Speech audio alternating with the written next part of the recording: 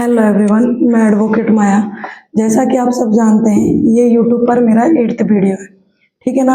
इस वीडियो में मैं आपको बताऊंगी कि बार काउंसिल रजिस्ट्रेशन से पहले आपको ये बात जानना बहुत ज़रूरी है कि आप अपने ओरिजिनल डॉक्यूमेंट्स भेजोगे तो उससे पहले आप ये सब चीज़ें जांच लें। ठीक है। तो मैं बात करूंगी बार काउंसिल ऑफ जोधपुर की। ठीक है ना। क्योंकि मैं राजस्थान से हूँ तो मैं बात करूंगी अपने बार काउंसिल जो मैंने रजिस्ट्रेशन करवाया है उसी की बात करूंगी मैं। क्योंकि जिस चीज़ की मुझे जानकारी है मैं वही चीज़ आपको दूंगी। मैं आपको फालतू की बातें नहीं बताऊंगी कि फलान सिंह, क्योंकि जो जिस चीज़ की मुझे कंफर्म जानकारी होती है वही मैं आप तक पहुंचाऊंगी। ठीक है ना। देखो, सबसे पहले आपको मैं उसमें बताऊंगी कि आपको ऑनलाइन फॉर्म कैसे भरना है बार काउंसिल रजिस्ट्रेशन के लिए। ठीक है।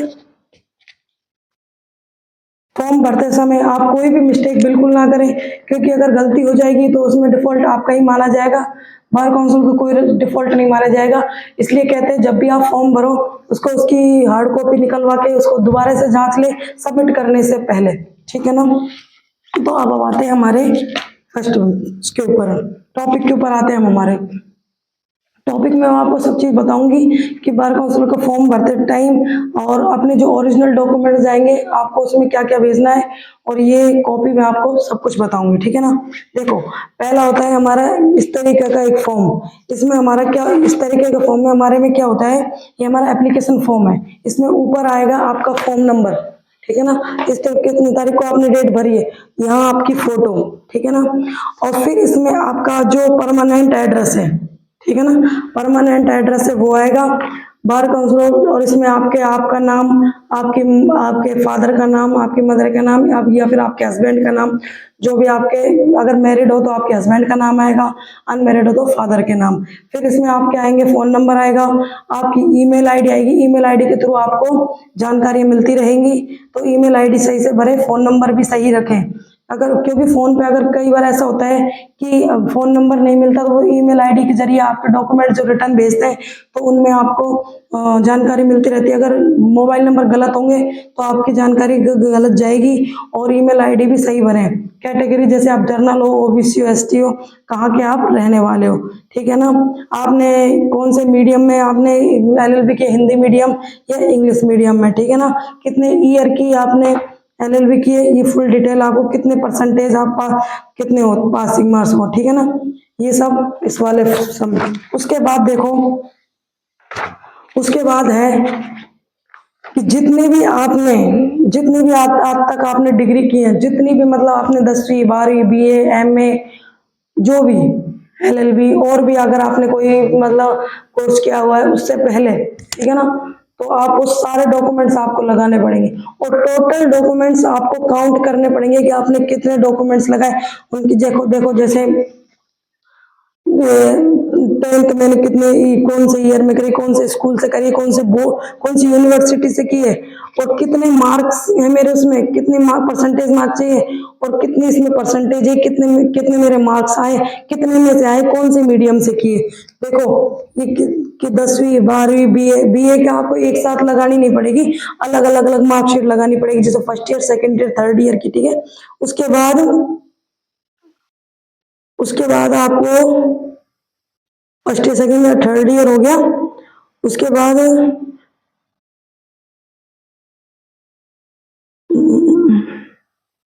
उसके बाद देखो, आपको बीए की डिग्री लगानी पड़ेगी।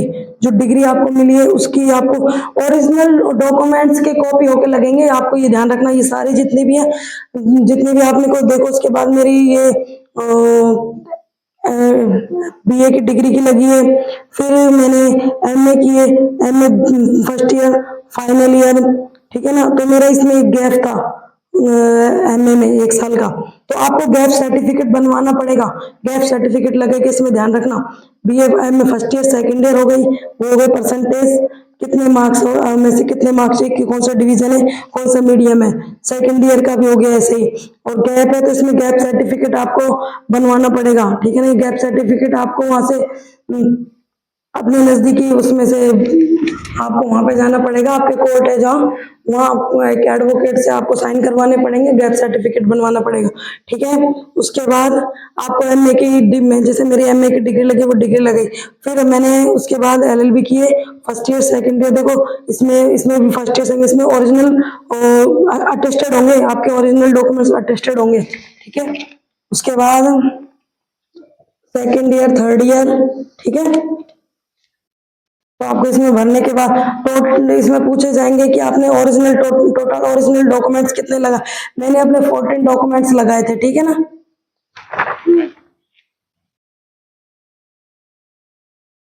उसके बाद आपका ये एक वेरीफाई होगा जिसमें आपके सिग्नेचर्स होंगे, ठीक है।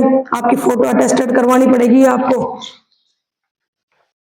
उसके बाद देखो यहाँ आ जाते हैं,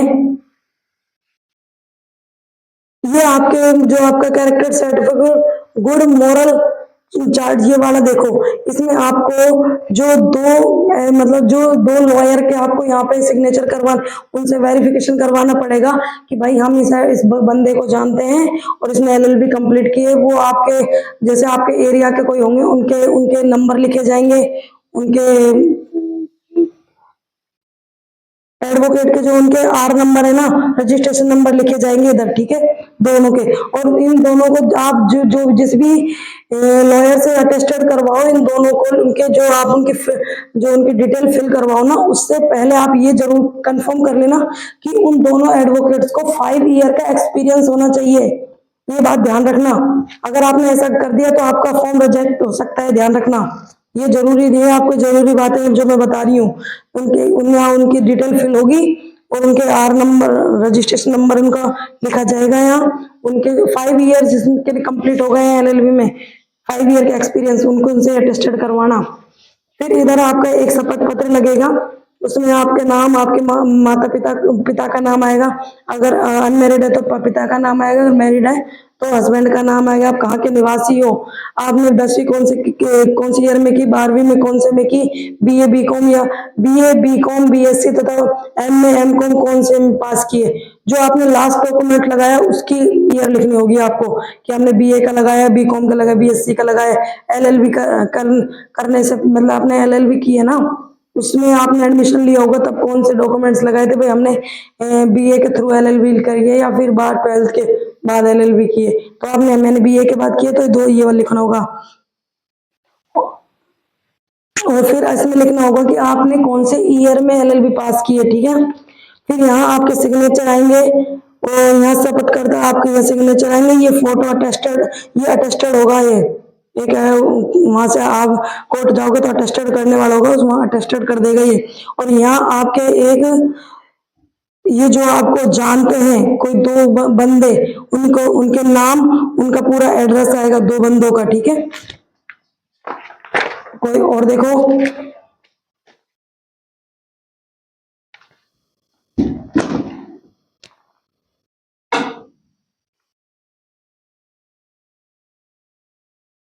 उसके बाद ये आपकी जो फीस की रसीद है, जो आपने मतलब ऑनलाइन फीस भरोगे उसकी है, ठीक है ना।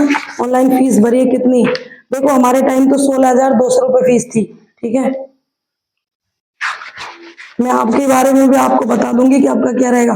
फिर जितने भी आपके डॉक्यूमेंट जो अटेस्टेड होके लगे हैं, जो ओरिजिनल डॉक्यूमेंट्स भी जाएंगे वहां पे, जो मतलब जितने भी आप ओरिजिनल डॉक्यूमेंट्स लगा रहे हो ना, उन सब की एक एक फोटो कॉपी करवा लेना, ठीक है ना। क्योंकि भविष्य में अगर कोई ऐसा लगता है कोई डॉक्यूमेंट्स खो जाए या कुछ ऐसी दिक्कत आ जाए, तो आप बता सकते हो कि भाई मैंने बार काउंसिल में इतने सारे डॉक्यूमेंट्स लगाए थे, मेरे ये वाला डॉक्यूमेंट्स कम आया है, ठीक है ना। तो इसके थ्रू आप सब सारे डॉक्यूमेंट्सों का वो फोटोकॉपी, एक एक फोटोकॉपी करवा लेना। देखो जैसे मैंने 10वीं 12वीं BA first year, second year, third year, और ये डिग्री बीए की, एमए फर्स्ट ईयर, एमए में जो मेरे गैप रह गया था वो गैप सर्टिफिकेट, और एमए फाइनल ईयर, एमए की डिग्री, ठीक है ना, LLB first year, LLB second year, LLB second year का provisional certificate, LLB third year, LLB third year का प्रोविजनल सर्टिफिकेट। और जो आपके कॉलेज से जब आप LLB कंप्लीट कर लेते हो तो आपको TC और CC करेक्टर सर्टिफिकेट मिलता है, वो भी आपको लगाना पड़ेगा। ठीक है ना।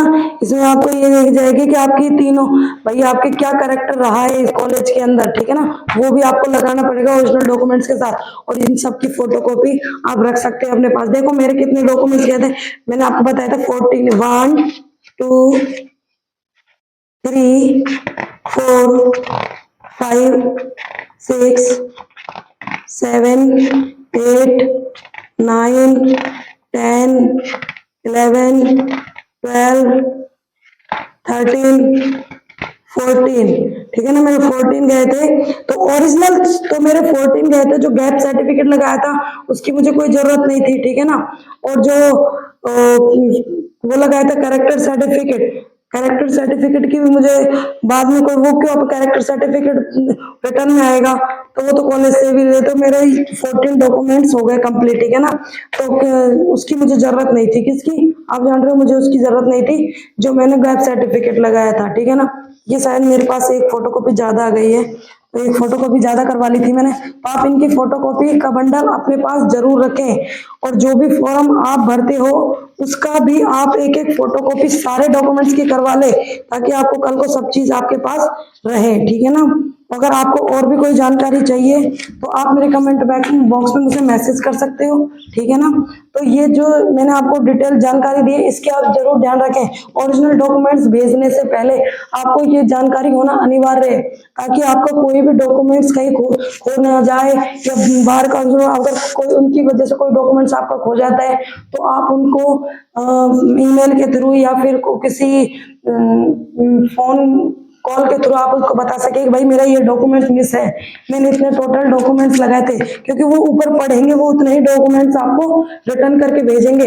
अगर उनमें से आपकी मिस्टेक की वजह से कोई डॉक्यूमेंट्स वहां पे खो जाता है तो उनकी कोई गलती नहीं रहेगी, बार काउंसिल की। ध्यान रखना इस बात को। ठीक है ना। अगर आपको और कोई जानकारी चाहिए तो मेरे कमेंट बॉक्स में आप मुझे मैसेज कर सकते हैं। ओके, बाय, धन्यवाद।